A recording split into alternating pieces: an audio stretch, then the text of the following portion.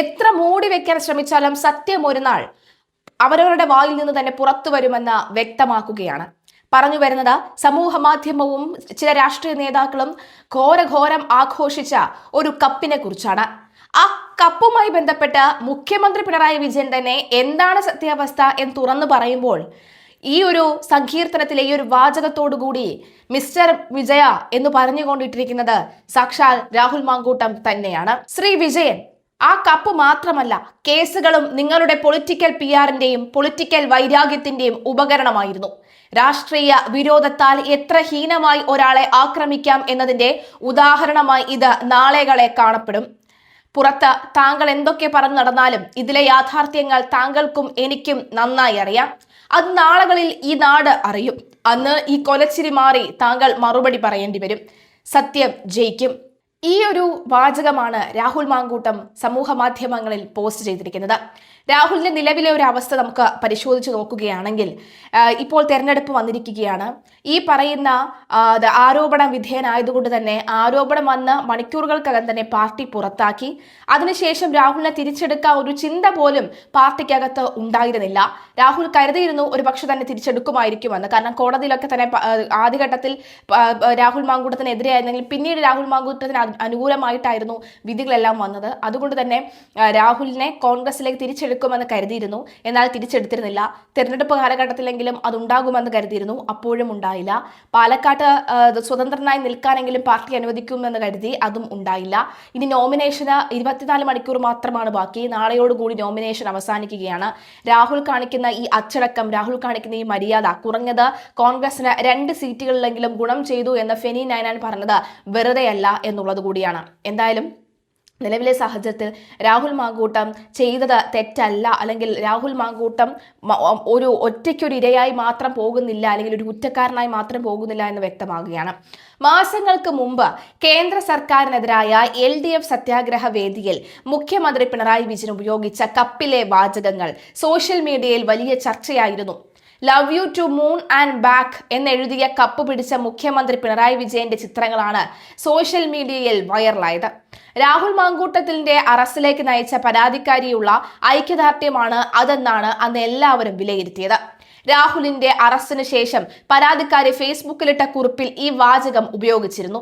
ചിത്രം സമൂഹ മാധ്യമങ്ങളിൽ വൈറലായതോടുകൂടി ഈ കപ്പിലെ വാചകങ്ങൾക്ക് എന്റെ ഉള്ളിൽ നിന്ന് അടർത്തി മാറ്റപ്പെട്ട ജീവന്റെ തുടിപ്പുണ്ട് എന്ന് അതിജീവിത സമൂഹ മാധ്യമത്തിൽ ഫോട്ടോ സഹിതം പങ്കിടുക കൂടി ചെയ്തതോടെ അതിന്റെ ഗതിവേഗം കൂടി.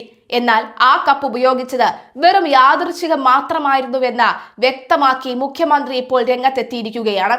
സത്യാഗ്രഹ വേദിയിൽ മുഖ്യമന്ത്രി പിണറായി വിജയൻ വെള്ളം കുടിക്കാൻ ഉപയോഗിച്ച കപ്പിൽ love you to moon and back എന്ന വാചകമാണ് ആലേഖനം ചെയ്തിരിക്കുന്നത്. രാഹുൽ മാങ്കൂട്ടത്തിന്റെ അറസ്റ്റിന് ശേഷം പരാതിക്കാരി സോഷ്യൽ മീഡിയയിൽ ഉപയോഗിച്ച ഇതേ വാചകം മുഖ്യമന്ത്രിയുടെ കപ്പിലും കണ്ടതോടെ അത് വലിയ രാഷ്ട്രീയ വ്യാഖ്യാനങ്ങൾക്ക് വഴി തുറന്നു. തന്റെ ജീവിതത്തിലെ പോരാട്ടത്തിന്റെ അടയാളമാണ് ആ വാചകങ്ങളെന്ന് അതിജീവിതയും അന്ന് പ്രതികരിച്ചു. ഇതോടെ സർക്കാരിന്റെ മുഖ്യമന്ത്രിയുടെ ഭാഗത്തു നിന്നുള്ള ശക്തമായ പിന്തുണയാണ് അന്ന് സൈബർ ലോകം ഇതിനെ വിലയിരുത്തിയത്. എന്നാൽ സംഭവിച്ചത് എന്താണെന്ന് മുഖ്യമന്ത്രി തന്നെ പറയുന്നു. കേൾക്കാം.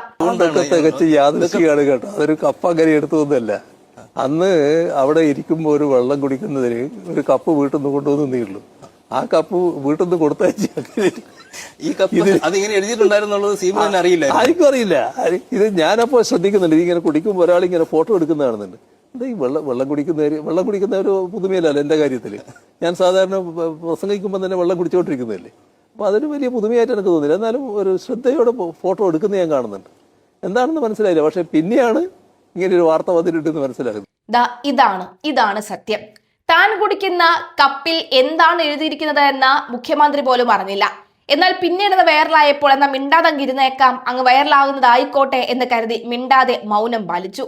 എന്നാൽ അതിനുവേണ്ടി രാഹുൽ മാങ്കൂട്ടത്തെ ക്രൂശിച്ചവരുടെ എണ്ണം ധാരാളമായിരുന്നു.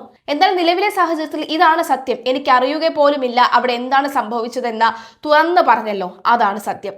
Love you to moon and back എന്ന കപ്പിൽ എഴുതിയത് യാദർച്ഛികമായി സംഭവിച്ചതാണ്. ആ കപ്പ് അതിനായി എടുത്തതൊന്നുമല്ല എന്നും പിണറായി പറയുന്നു. അന്ന് അവിടെ ഇരിക്കുമ്പോൾ വെള്ളം കുടിക്കുന്നതിന് ഒരു കപ്പ് വീട്ടിൽ നിന്ന് കൊണ്ടുവന്നിരുന്നു. എന്നാൽ ആ കപ്പിൽ അങ്ങനെ എഴുതിയത് കൊടുത്തയച്ചയാൾക്കോ എനിക്കോ ആർക്കും അറിയില്ലായിരുന്നു. അതിൽ വെള്ളം കുടിക്കുമ്പോൾ ഒരാൾ ഇങ്ങനെ ഫോട്ടോ എടുക്കുന്നത് ഞാൻ കാണുന്നുണ്ടായിരുന്നു. വെള്ളം കുടിക്കുന്നത് എന്റെ കാര്യത്തിൽ ഒരു പതിവ് അല്ലെങ്കിൽ പുതുമയുള്ള കാര്യമല്ല. സാധാരണ പ്രസംഗിക്കുമ്പോൾ പോലും താൻ വെള്ളം കുടിക്കാറുണ്ട്. അതുകൊണ്ട് അതൊരു പുതുമയായി എനിക്ക് തോന്നിയിട്ടുമില്ല. വേദിയിലിരുന്ന് വെള്ളം കുടിക്കുമ്പോൾ ഒരാൾ അതീവ ശ്രദ്ധയോടെ ഫോട്ടോ എടുക്കുന്നത് കണ്ടിരുന്നു. പ്രസംഗത്തിനിടയിലും മറ്റും വെള്ളം കുടിക്കുന്നത് ധാരാളമായി സാധാരണ ഒരു കാര്യമായതിനാൽ ഫോട്ടോ എടുക്കുന്നത് എന്തിനാണ് എന്നന്ന് മനസ്സിലായില്ല. പിന്നീട് അറിഞ്ഞ വാർത്ത സത്യാഗ്രഹത്തിന് ശേഷമാണ് ഈ കപ്പിനെ ചുറ്റിപ്പറ്റി ഇത്രയേറെ വാർത്തകളും രാഷ്ട്രീയ വ്യാഖ്യാനങ്ങളും ഉണ്ടായി എന്ന് താൻ അറിഞ്ഞത് എന്നും അദ്ദേഹം വ്യക്തമാക്കി. സ്വന്തം പക്ഷത്തുയർന്നു വന്ന അസംഖ്യം ലൈംഗിക കുറ്റകൃത്യങ്ങളെ കണ്ടില്ല എന്നടിക്കുന്ന കുറ്റപത്രം വരെ സമർപ്പിക്കപ്പെട്ട കുറ്റാരോപിതരോട് ഒപ്പം വേദി പങ്കിടാൻ മടിക്കാത്ത പരാതികൾ നീതിന്യായ സംവിധാനത്തിന് മുന്നിലെത്തുന്നില്ല എന്ന് ഉറപ്പുവരുത്തുന്ന ഒരു നേതാവിന്റെ സെലക്റ്റീവായ PR എക്സസൈസ്ഡ് എന്നായിരുന്നു വിമർശകർ ഇതിനെ വിശേഷിപ്പിച്ചത്. എന്നാൽ ഈ വാചകം ദിവസങ്ങളോളം സമൂഹ മാധ്യമങ്ങളിൽ നിറഞ്ഞു നിന്നു. എന്നാൽ ആ പ്രയോഗത്തിന്റെ യഥാർത്ഥ ഉറവിടം സാം മക്ബ്രറ്റിയുടെ guess how much I love you എന്ന പുസ്തകമാണ്. സാം മക്ബ്രറ്റി എന്ന ബ്രിട്ടീഷ് എഴുത്തുകാരൻ 1994 എഴുതിയ പുസ്തകമാണ് guess how much I love U. കുട്ടികൾക്കും മാതാപിതാക്കൾക്കും ഒരേപോലെ പ്രിയപ്പെട്ട ഒരു പുസ്തകമാണിത്. 57 ഭാഷകളിലായി പുറത്തിറങ്ങിയ പുസ്തകത്തിന്റെ 5 കോടി കോപ്പികൾ വിറ്റഴിഞ്ഞുവെന്നാണ് കണക്ക്. അതിലെ ഏറ്റവും പ്രശസ്തമായ വാചകമാണ് I love you right up to the moon and back. ഉറങ്ങാൻ കിടന്ന അച്ഛൻ കാട്ടുമുയലും കുട്ടിക്കാട്ടുമുയലും തങ്ങളിൽ ആർക്കാണ് ഏറ്റവും കൂടുതൽ സ്നേഹമെന്ന മത്സരം വെക്കുന്നു.